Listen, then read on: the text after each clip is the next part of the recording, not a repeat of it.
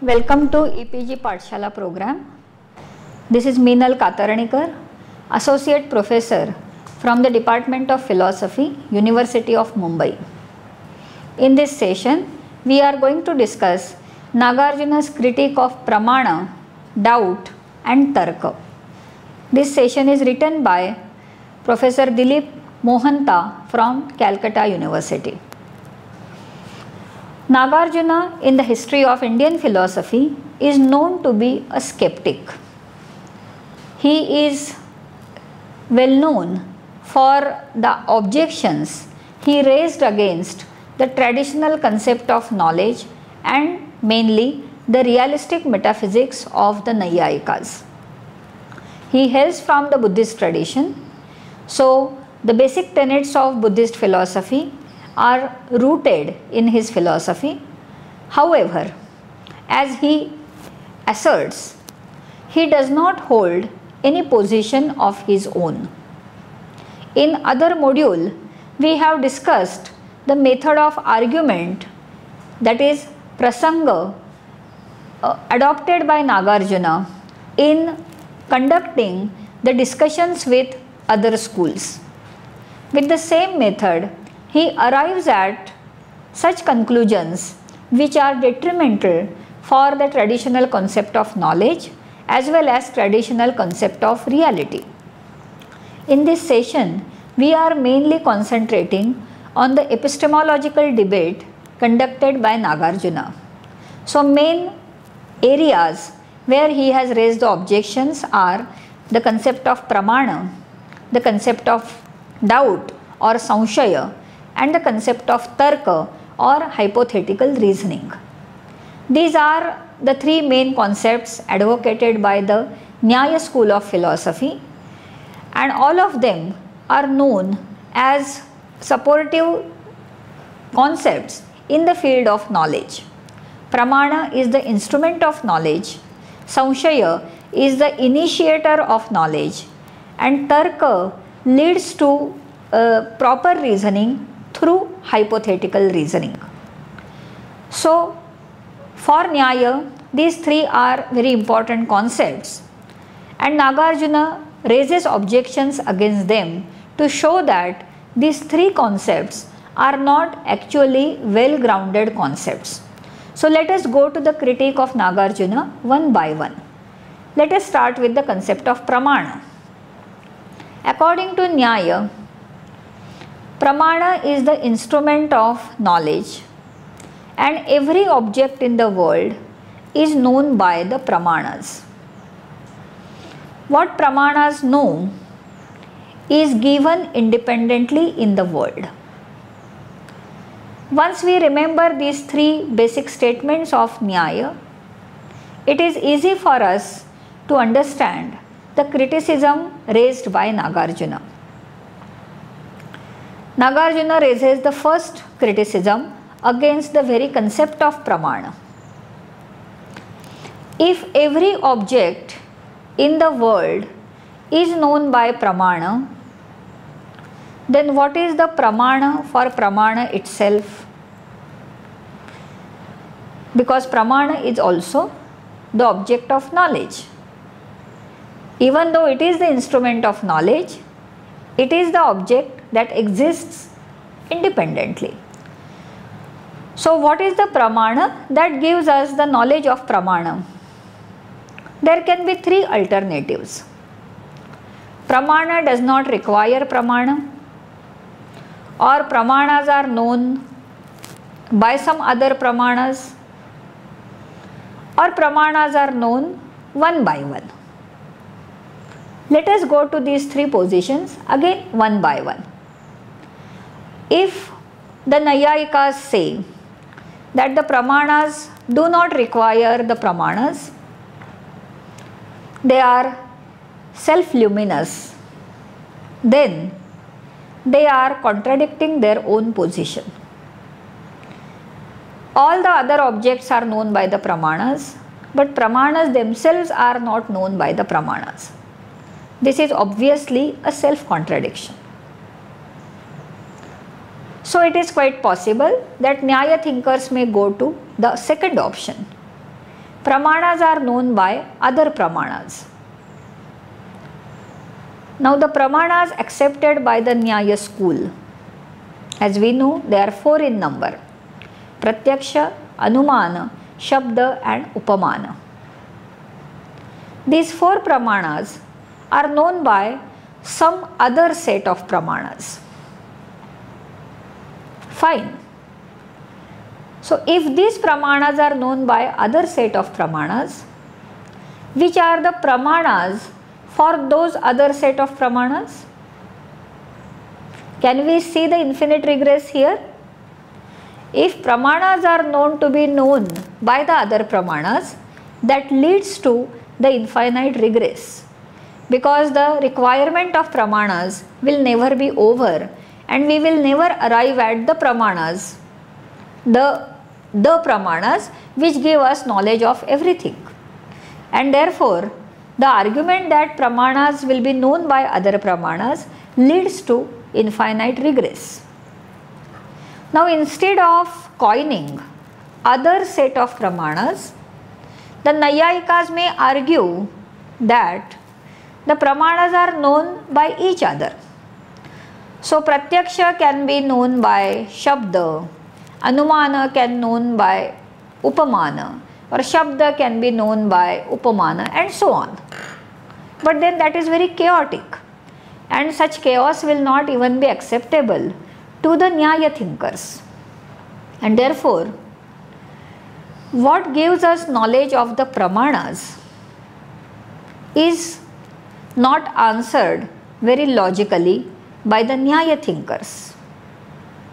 But they may come up to the original position saying that no, Pramanas do not require the Pramanas. They are self-luminous like fire. As fire illuminates the object as well as it illuminates itself, the Pramanas also illuminate the object and illuminate themselves. Nagarjuna has a very strong argument here. He does not accept the analogy of fire. It is acceptable that fire illuminates the object, but it is not acceptable that fire illuminates itself. Fire illuminates the object which is hidden in the darkness. So with the existence of fire, the darkness is repelled and the object illuminates. But this cannot be said about the fire. If we say that fire illuminates itself, we will have to say that fire was hidden in the darkness, and that is very absurd. So there is no need and there is no logic in saying that fire illuminates itself. So Nagarjuna does not appreciate the Nyaya argument which says that Pramana illuminates itself. And then he raises the counter question. If Pramanas are known independently, or if Pramanas are known on their own without the Prameyas, what are they Pramanas for? Is it not necessary to say that Pramanas are known by the Prameyas or Pramanas are established by the Prameyas? Yes, that is one of the possible ways of giving us the Pramana-Prameya relationship. But here we are again into a trap. Pramanas are established by the Prameyas. How are Prameyas established? Aren't they established by the Pramanas?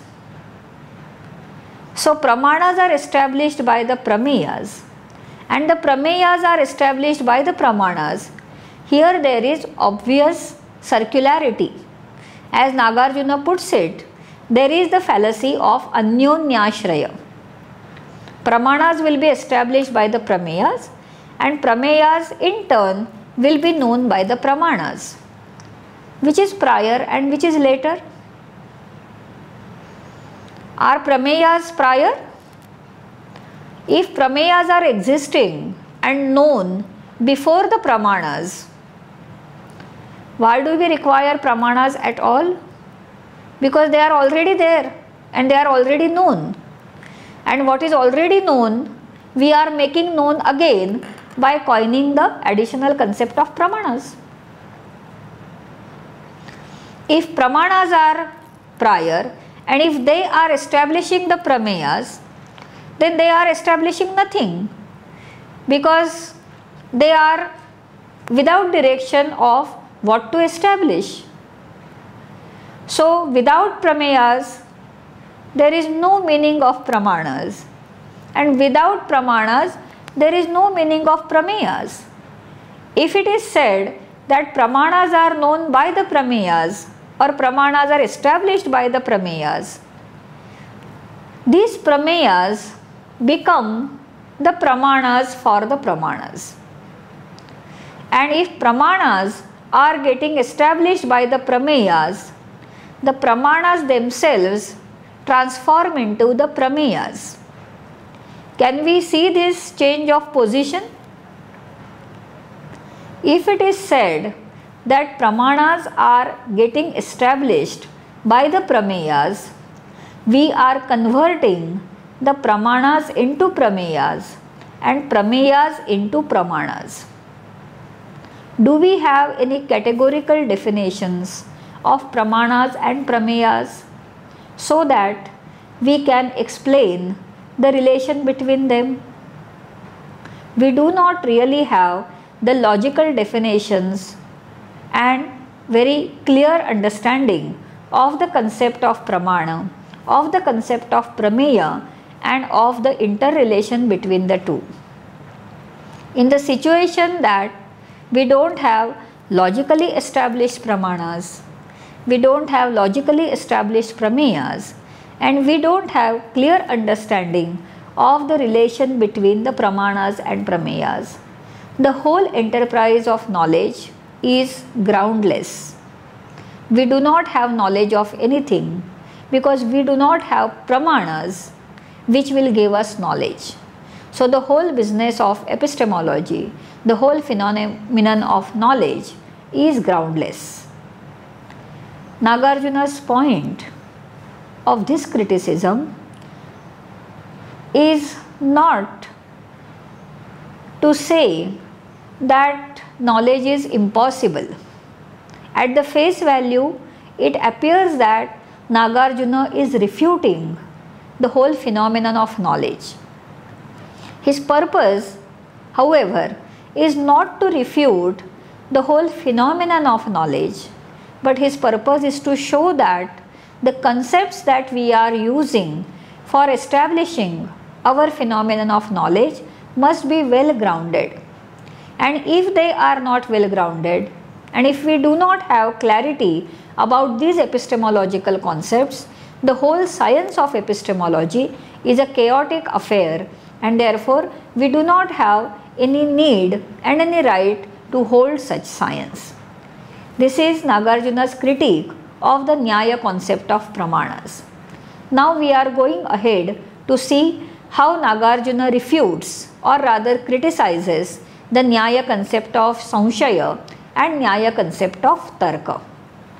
Let us now see how Gautama explains the nature of doubt in his Nyaya Sutra.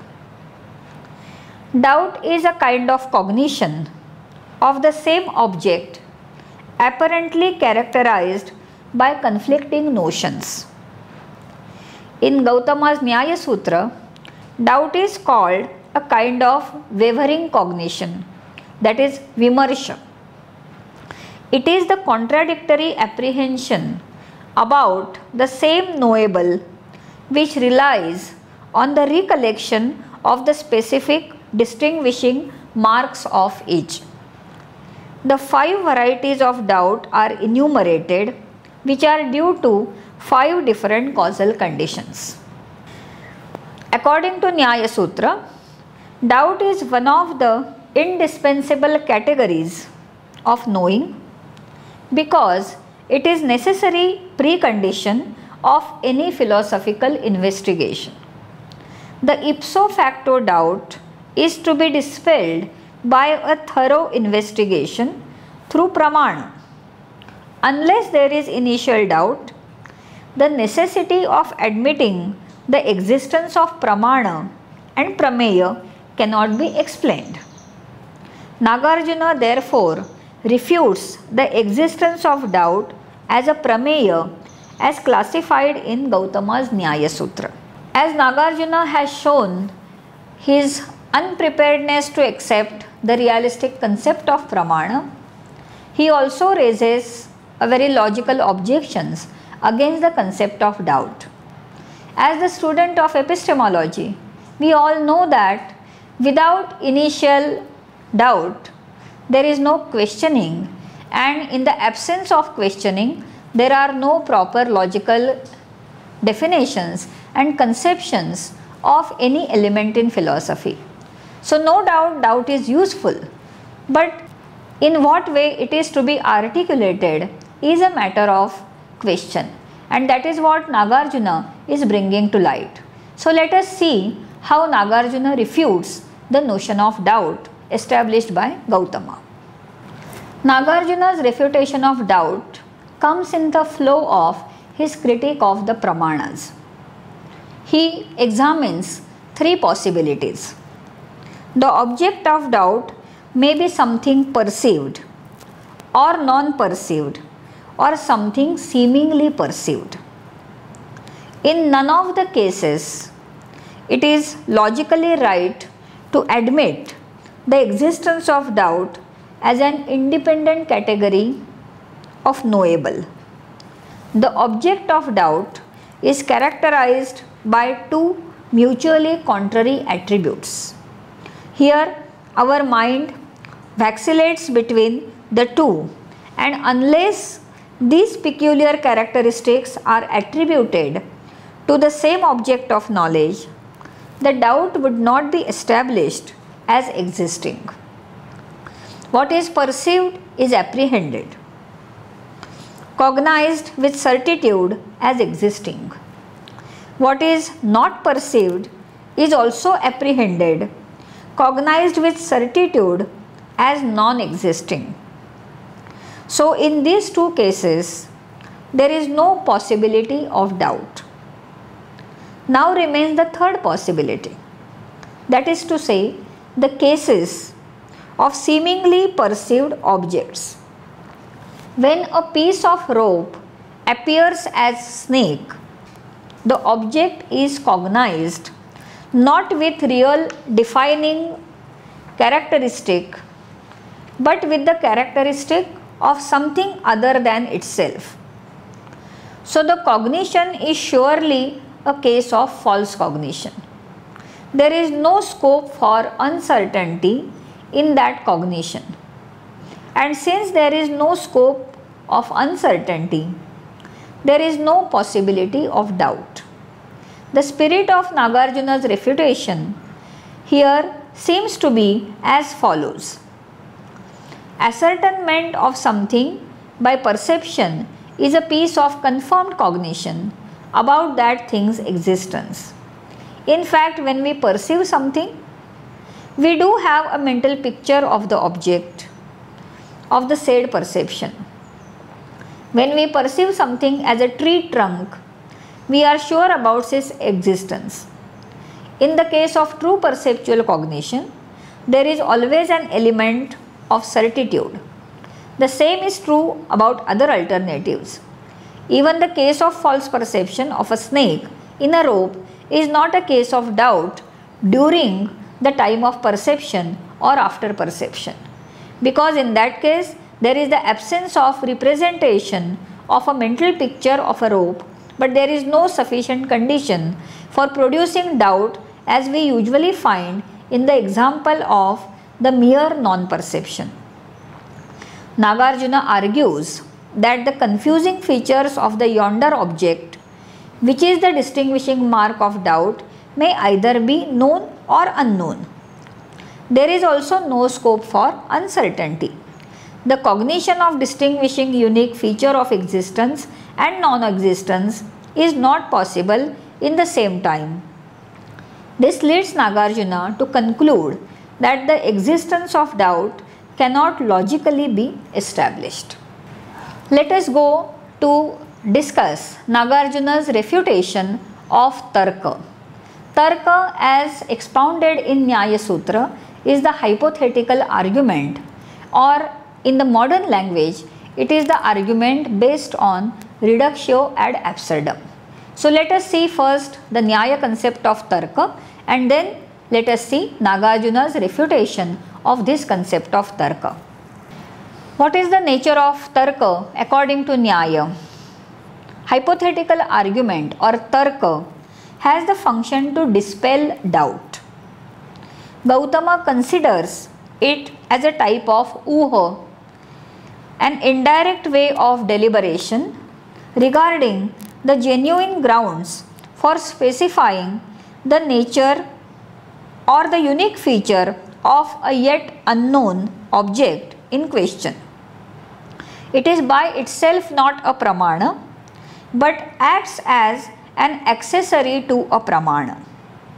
An ipso facto doubt initiates the application of hypothetical reasoning between two mutually exclusive possible unique characteristics. The inquirer hypothetically accepts one and then becomes sure about the specific feature of the object doubted. It exposes the untenability of one position and gives support to the counter position. However, Tarka does not claim that it demonstrates the nature of object in question with certitude, though it asserts the unique features of the object in question and points to it as real ground for assertion. So it is indirect reasoning. Nagarjuna exhibits the refutation of the Nyaya category of the hypothetical argument, that is Tarka. It is sometimes described as indirect reasoning, not based on observational evidence. The Nyaya philosophers might be banking on the common sense experience and might be arguing that the existence of Tarka, the hypothetical argument or reasoning, must be admitted because on the basis of indirect strength of such a category, the other knowable existence is established. Nagarjuna dismisses such a possibility. Philosophical inquiry can be made either with regard to the known object or with regard to the object yet to be known. For both these alternatives, we do not require any indirect proof like hypothetical reasoning. If the object of knowable is already known, then the necessity of the existence of Tarka for making it known again is useless. If the object of knowledge is declared as unknown and as remaining outside the scope of one's knowledge, there also we do not require any indirect proof, because any kind of proof, direct or indirect whatsoever, we can give only with regard to those objects which come under the scope of our knowledge. There is an inner resemblance between doubt and indirect reasoning. In both cases, our mind vacillates between ideas and we make conscious effort in order to decide which of two ideas can represent the unique features of the object in question. Because of this similarity, the refutation of Tarka according to Nagarjuna is similar to the refutation of Samshaya. So far we discussed Nagarjuna's objections against Pramana, doubt and Tarka. As he himself asserts, the refutation of doubt and refutation of Tarka is on the same lines, but he has taken great efforts to show the inadequacy and incompleteness in the realistic concept of Pramana. As we have mentioned earlier, Nagarjuna does not hold any position of his own. that is correct. But when he is criticizing the other position, he is not at all ready to accept the extreme positions as well. So one of the extreme positions according to him is essentialism or Swabhavavad. Every notion or every object does have its own nature. This is a realistic position, and this is challenged by Nagarjuna radically. If Pramana has its own nature, it must have proper logical grounds. If Prameya has its own nature, it also must have proper grounds. But just now we have seen that it is not possible to define Pramana and Prameya independently of each other. So this interdependence between them is one of the obstacles in articulating the swabhavas of these concepts. Nagarjuna points at this inadequacy, and therefore the challenges that he has raised and the objections he has posed against the traditional realistic concept of Pramanas they are detrimental to the very definitions and concepts of the same. We don't see the counter arguments to Nagarjuna in the later history of philosophy. However, there are 2 points to be noted. On the background of Nagarjuna, the whole science of Buddhist epistemology was built by the thinkers like Dinnaga and Dharmakirti. So they tried to reconcile between the realistic notion of Pramanas and the Nagarjuna's radical criticism against the realistic notion. Second point, which is related to the concept of Tarka, is that Nyaya accepts Tarka as the Prameya and it is not accepted as the Pramana, rather it is accepted as the auxiliary condition for the Pramana. While in Jaina tradition there is whole theory of Tarka, and in the Jaina theory Tarka is not accepted as indirect reasoning, but Tarka is accepted as inductive reasoning, and it is regarded to be the logical prerequisite for the Pramana of Anumana. So Tarka in Jaina tradition and Tarka in Nyaya tradition, they can be contraposed for the studies in Indian epistemology. Indian epistemology has given us lot of dimensions to study, to research and to compare different schools and different concepts. So as students of philosophy, it is enjoyable that we go to the original sessions as well as we go to the references and original sources that are mentioned at the end of sessions. Thank you.